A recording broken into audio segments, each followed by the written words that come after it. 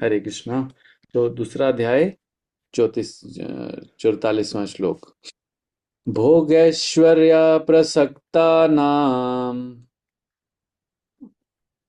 भोगेश्वर्य प्रस- प्रस्तावनाम् सत्ताना भोगैश्वर्य प्रसक्तानां भोगेश्वर्य भोगेश्वर्य प्रसक्तानाम् प्रसक्तानां तया अपहार्थचेतसाम् तया तया अपहार अपहर्तते चेतसाम् तसाम् व्यवसात्मिका बुद्धिर् विवाहात्मक व्यवसायत्मिका बुद्धि बुद्धिः समाधूना विधीयते। समाधो समाधो न यते विधीयते भोगैश्वर्य प्रसक्तानां भोगेश्वर्य भोगेश्वर्य प्रसक्तानां प्रसक्तानाम् तयापहार्थचेतसाम् तया अपहार चेतसाम् या प्रहतां साम व्यवसायात्मिका बुद्धि व्यवसायत्मिका व्यवसायत्मिका बुद्धि बुद्धिः समाधून विधीयते।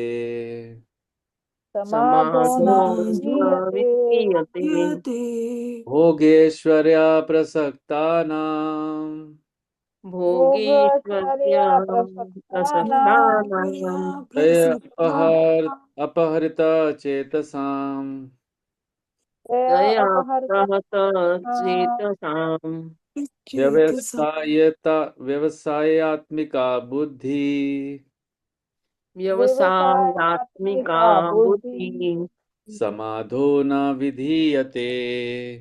समाधो समाधो न न विधीयते। विधीयते जो लोग जो लोग जो लोग इंद्रिय भोग तथा भौतिक ऐश्वर्य इंद्रिय इंद्रिय भोग भोग तथा तथा भौतिक भौतिक ऐश्वर्य के ऐश्वर्य प्रति प्रति के प्रति प्रति अत्यधिक आसक्त होने से अत्यधिक अत्यधिक आसक्त होने आसक्त से होने से ऐसी वस्तुओं से अत्यधिक मोहग्रस्त हो आसक्त जाते हैं होने से ऐसी ऐसी वस्तुओं से वस्तुओं मोहग्रस्त से हो मोहग्रस्त जाते हो हैं जाते हैं उनके मनो में भगवान के प्रति उनके उनके मनो में मन में भगवान भगवान के प्रति भक्ति का दृढ़ निश्चय नहीं होता। भक्ति भक्ति का का दृढ़ दृढ़ निश्चय निश्चय नहीं नहीं होता। होता दोबारा इसको सुनते हैं। जो लोग इंद्रिय भोग तथा भौतिक ऐश्वर्य के प्रति अत्यधिक आसक्त होने से ऐसी वस्तुओं से मोहग्रस्त हो जाते हैं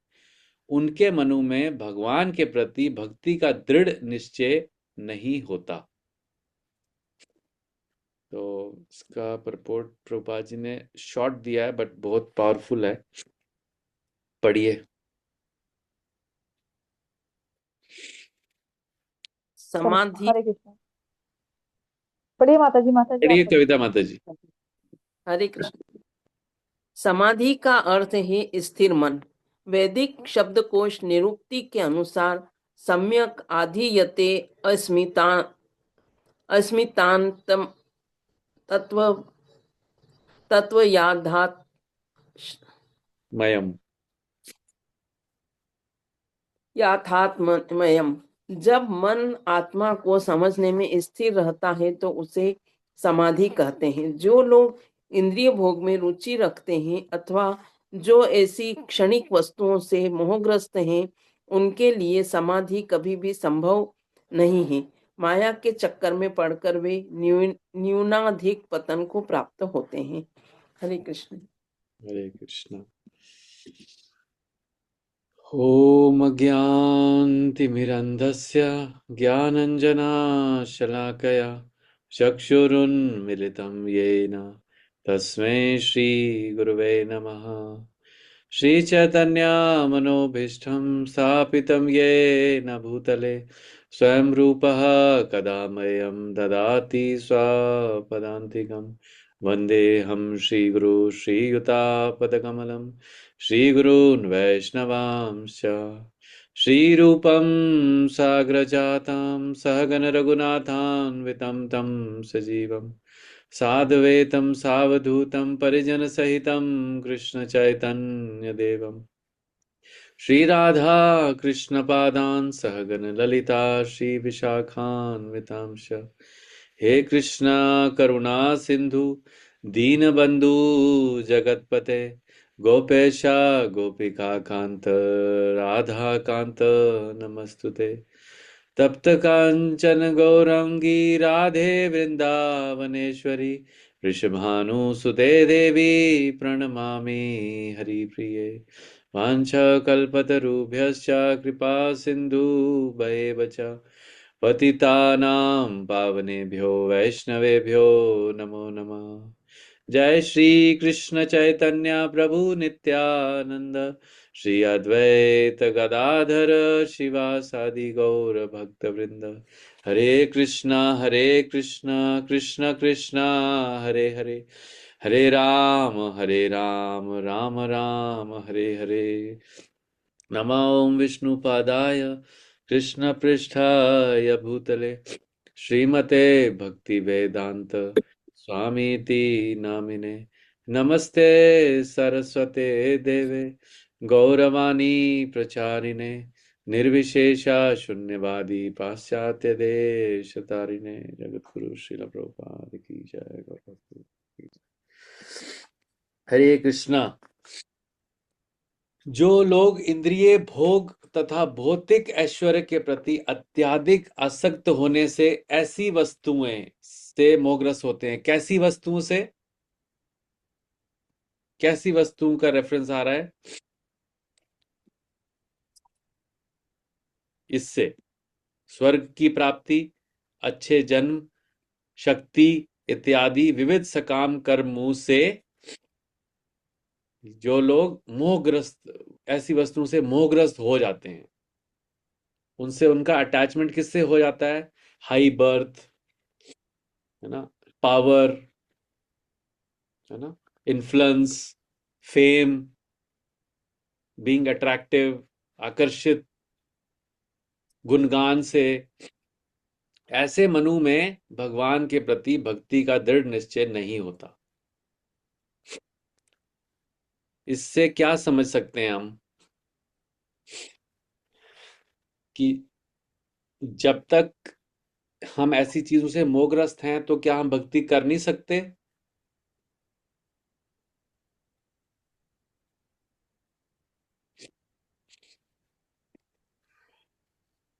मोहग्रस्त होने पे भक्ति कर तो सकते हैं, पर जब हम भक्ति करना स्टार्ट करते हैं तो ये चीजें ऑटोमेटिकली हमारी खत्म हो जाएंगी, एग्जैक्टली, हो जाती यस, ये पॉइंट बहुत इंपॉर्टेंट है। तो हमेशा शास्त्र हमें होप देते हैं, हमें निराश नहीं करते शास्त्र।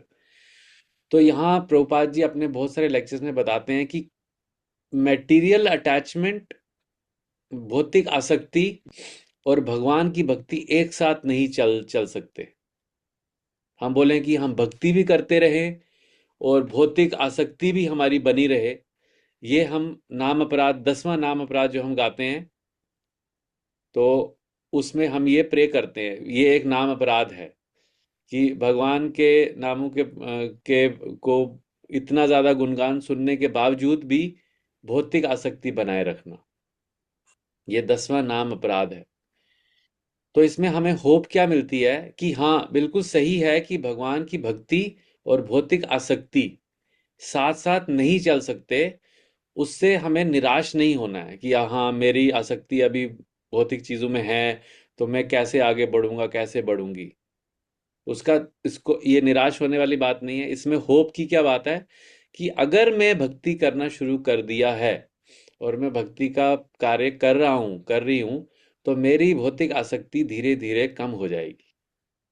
और यही प्रोग्रेस का सिम्टम है। भक्ति में हम प्रोग्रेस कर रहे हैं या नहीं, उसका एकमात्र जो क्या बोलते हैं उसको, मापदंड है ना, नापने का पैरामीटर। क्या, हाँ, पैरामीटर जो है नापने का, वो है कि क्या हमारी भौतिक आसक्ति कम हो रही है या नहीं। अब भौतिक आसक्ति कम होने का हर व्यक्ति अलग मतलब निकाल सकता है। तो जो भक्ति में नया है, वो ये लगा सकता है कि उसको ऐसा लगेगा कि मतलब भौतिक शक्ति कम होना मतलब मेरे को अपने घर वालों से प्रेम नहीं होगा, घर से प्रेम नहीं होगा, गाड़ी से प्रेम नहीं होगा, मैं अपने ऑफिस से काम करना मेरे को कम हो जाएगा, मेरा मन नहीं लगेगा। नहीं, दैट्स नॉट द केस। भौतिक आसक्ति का मतलब है कि मतलब अपने और अपने शरीर के संबंधों को ही सब कुछ मानना, वो भौतिक आसक्ति है। लेकिन अपने शरीर को भगवान का दिया हुआ एक इंस्ट्रूमेंट मानना, और अपने परिवार, अपने ड्यूटीज, अपनी जो चीज़ें हैं उसको भगवान की कृपा मानना, और जो मेंबर्स हैं जो अटैच्ड हैं, जो उस शरीर के साथ अटैच्ड हैं, उनको भगवान का अंश मानते हुए उनकी सेवा करना, ये आसक्ति का पार्ट नहीं है। ये आसक्ति में नहीं आता, ये सेवा में आता है, और ये बिगिनिंग स्टेज में आता है। धीरे धीरे जाके धीरे धीरे जाके, इसमें डरने की बात नहीं है, लेकिन भौतिक आसक्ति शरीर के रिलेटेड जितने भी वस्तुएं हैं, या जो जितने लोग हैं उनसे आसक्ति शारीरिक लेवल पे खत्म होती जाती है, कम होती जाती है, और फिर आध्यात्मिक आध्यात्मिक लेवल पे, स्पिरिचुअल लेवल पे आसक्ति बढ़ती जाती है। इंस्टेड ऑफ कि ये मेरे मेरे परिवार के सदस्य हैं, ये भौतिक आसक्ति हुआ, लेकिन ये भगवान के अंश हैं, और मेरे को इनको, इनकी सेवा के लिए भगवान ने, या इनकी रक्षा के लिए, इनको समझाने के लिए भगवान ने मुझे सेवा दी है, और मैं इनका सेवक हूं। ये आध्यात्मिक आसक्ति है। एक्टिविटी बाहर से सेम दिखती है, लेकिन जो अंदर व्यक्ति की चेतना है वो बदल जाती है। तो ये भक्ति करने का जो रिजल्ट है वो ये है। मैं पॉज लेता हूं यहां थोड़ा। तो क्या चीज समझ आता है इसमें?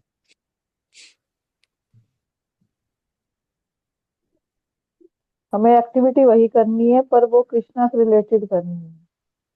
हाँ, एक्टिविटी की बात नहीं हो रही, एक्टिविटी तो करनी है, लेकिन उसका रिजल्ट क्या है, अभी यहाँ रिजल्ट की बात हो रही है। तो भक्ति का रिजल्ट क्या है?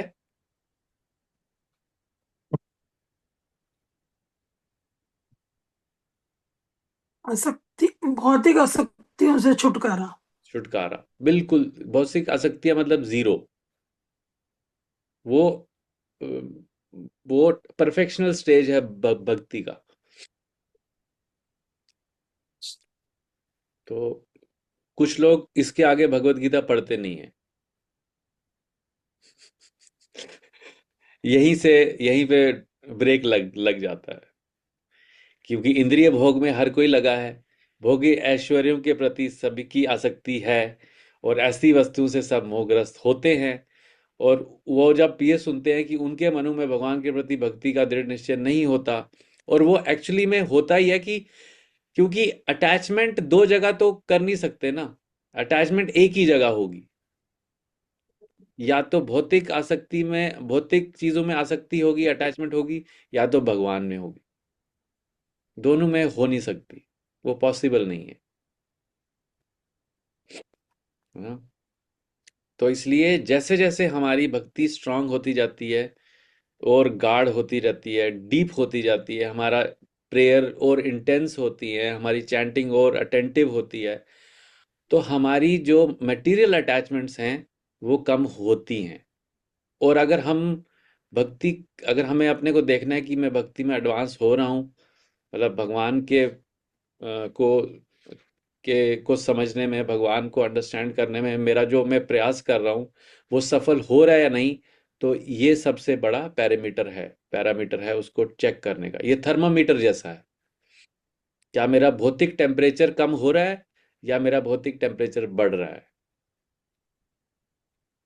बहुत बहुत इम्पोर्टेंट और बहुत अच्छा, बहुत स्ट्रांग वर्स है। तो भगवान ने अर्जुन को कुछ एवं ही ऐसा वैसा ज्ञान नहीं दिया, पूरा एकदम बहुत पिन पॉइंटेड नॉलेज दिया, और वो अर्जुन के माध्यम से हम सबको दिया। तो लिखा है ना नीचे, जो लोग इंद्रिय भोग में रुचि रखते हैं, कभी कभी लोग भक्ति में भी इंद्रिय भोग करते हैं, कि बाहरी देखने में एक्टिविटी भक्ति लग रही है, लग रही है, लेकिन अंदर से इच्छा क्या है? इंद्रिय भोग की इच्छा चल रही है। भौतिक दृष्टि से भौतिक कार्यों में अगर रिस्पेक्ट नहीं मिल रहा है, तो वही रिस्पेक्ट लेने के लिए आध्यात्मिक अ, जगहों पे जाके कुछ सेवा करके, लेकिन सेवा का भाव से ज्यादा उनको अपना रिस्पेक्ट का भाव होता है कि मेरे को इस सेवा करने में ना ज्यादा रिस्पेक्ट मिलेगी। तो वो भी इंद्रिय तृप्ति का पार्ट है, but it is very subtle, सूक्ष्म रूप में भी भौतिक आसक्ति होती है। ग्रॉस लेवल पे तो होती है, स्थूल लेवल पे आसक्ति होती है, और सूक्ष्म लेवल पे भी आसक्ति होती है। इंद्रिय भोग, एडोरेशन। उसे दिखावे की भक्ति कह सकते हैं। हाँ, वो दिखावा होता, मतलब वो भी हमें प्यूरिफाई करती है क्योंकि हम भक्ति कर रहे हैं, हमारे अंदर अवगुण हैं। अब वो पहले ग्रॉस लेवल से खत्म होते हैं, फिर जब स्थूल लेवल पे कम होते हैं, तो स्थूल लेवल पे अब खत्म हो गए, लेकिन सूक्ष्म लेवल पे जाते जाते टाइम लगता है। हमें लगेगा कि हाँ, ये तो मैं भक्ति कर रहा हूँ, लेकिन अगर हम थोड़ा कंटेम्पलेशन करेंगे ना, चिंतन करेंगे, तो हमें खुद ही पता लगेगा कि यार मेरे अंदर ना वो जब भी जब भी कहीं पे कुछ अनाउंसमेंट होता है ना, मतलब मैं आपको ये, मतलब कैसे इसको समझ सकते हैं, जब भी कहीं कुछ अनाउंसमेंट हो रहा है ना, तो हमारे अंदर एक सटल, पता नहीं कहाँ से वो भाव आता है, अरे मेरा नाम भी आएगा पक्का, पता है। वो क्या है? वो बहुत सटल लेवल पे है वो, मतलब मेरे को अभी भी वो इच्छा है अगर मेरे मन में कि हाँ, मेरी प्रशंसा हो, मेरा गुणगान हो। बाहरी दृष्टि से लगेगा कि नहीं नहीं, मैं हाथ जोड़ के खड़ा हूं, मैं दंडवत प्रणाम कर रहा हूं, लेकिन अंदर से मेरे अंदर क्या चल रहा है, वो उस व्यक्ति को ही पता है। तो वो जाते जाते टाइम लगता है, लेकिन पहले बाहर से खत्म होता है आसक्ति, फिर अंदर से खत्म होती है आसक्ति। तो जो लोग इंद्रिय भोग में रुचि रखते हैं, अथवा जो ऐसी क्षणिक वस्तुओं से मोहग्रस्त होते हैं, उनके लिए समाधि कभी भी संभव नहीं है। उसका मतलब क्या हुआ कि उनका माइंड हमेशा एंजाइटी में रहता है, हमेशा वो कुछ ना कुछ उनके दिमाग में चल रहा होगा। मतलब वो भक्ति करते हुए भी वो लोग सेटिस्फाइड नहीं होंगे, भक्ति भी कर रहे हैं लेकिन सेटिस्फेक्शन नहीं है उनको भक्ति में। उनको भी कुछ ना कुछ उनके दिमाग में चल रहा है, क्योंकि अभी भी उनके जो जो उनकी रुचि है ना, वो भक्ति से ज्यादा इंद्रिय भोग में है, बहुत सटल है। और माया के चक्कर में पड़ के वह न्यूनाधिक पतन को प्राप्त होते हैं, मतलब रिपीटेड, थोड़े ऊपर बढ़ेंगे फिर नीचे जाएंगे, फिर नीचे जाएंगे। बट बट इससे डरने की जरूरत नहीं है, दिस इज होप गिविंग, कि जैसे जैसे हमारी भक्ति बढ़ेगी तो ये खत्म होता जाता है। पहले ग्रॉस लेवल पे आसक्ति खत्म होती है, फिर सटल लेवल पे होती है, फिर उसके बाद रियल हार्ट, जब हमारा हार्ट जब क्लीन होता है, जो 6 अवगुण है हमारे अंदर, उसको जाते जाते समय लगता है। तो उसके लिए अगर हमारा जो साधना है, नाम जप है, सेवा है, तो जैसे जैसे भक्ति बढ़ती जाती है, तो नाम जप की क्वालिटी बढ़नी चाहिए, सेवा बढ़नी चाहिए, सेवा भाव बढ़ना चाहिए। और उसका रिजल्ट क्या होगा कि भौतिक वस्तुओं से हमारी आसक्ति कम होती जाएगी। एकदम वन लाइन पैरामीटर दिया यहाँ पे भगवान ने अर्जुन को बताने के लिए।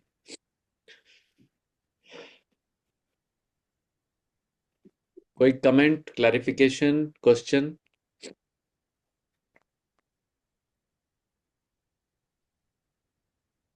इस पे चिंतन, ये बहुत चिंतन करने वाला वर्ष है।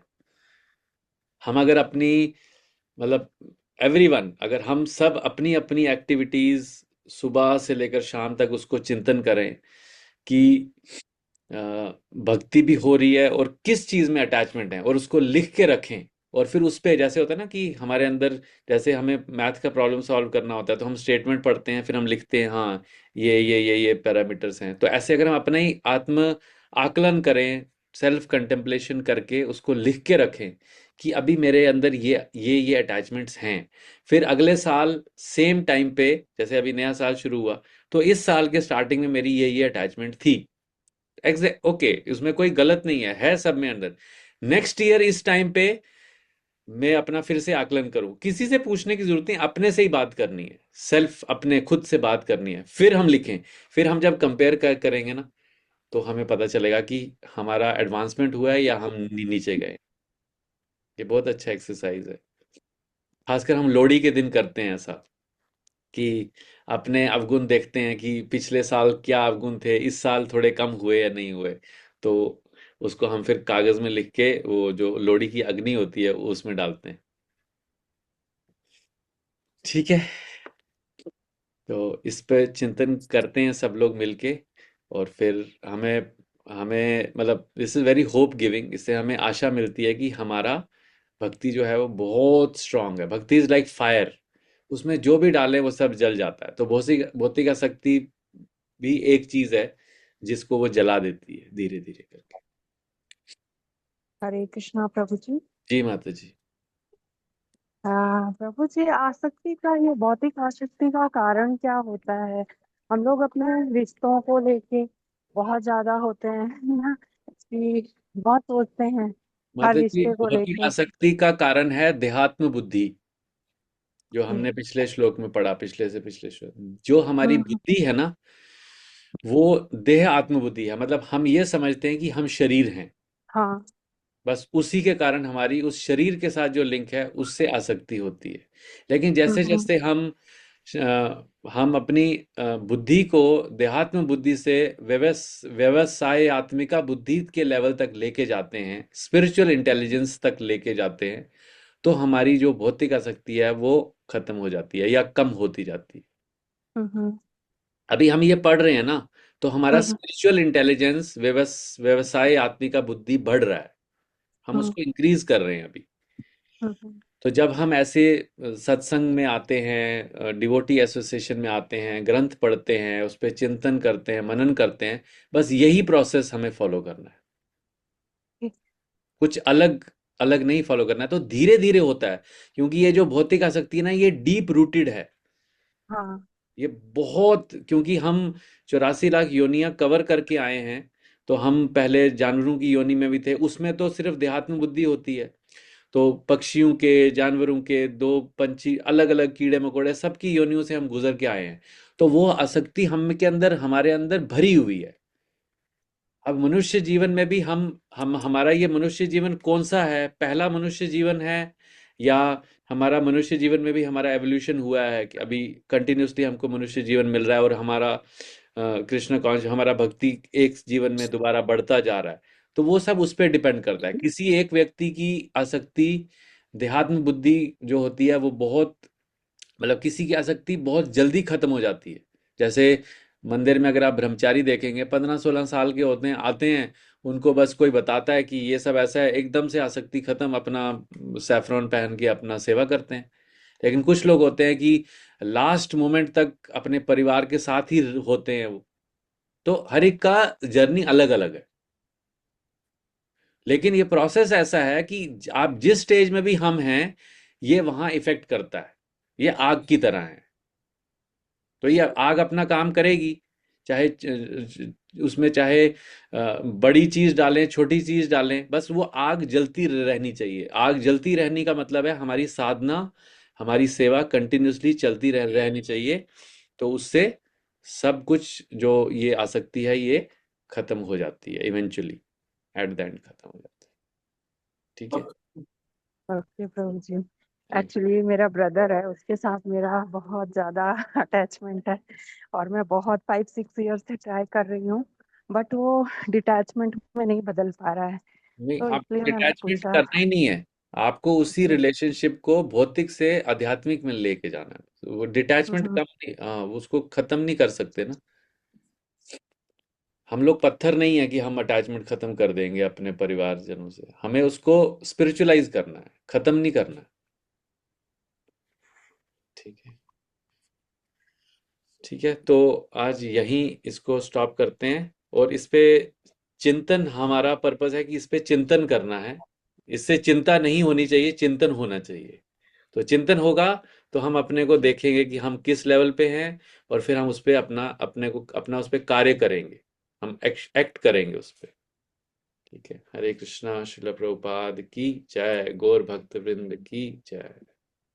तो मुझे कल क्लास नहीं होगी ना, कल लोहड़ी है ना, मंदिर जाएंगे ना हाँ, हम लोग। कल मंदिर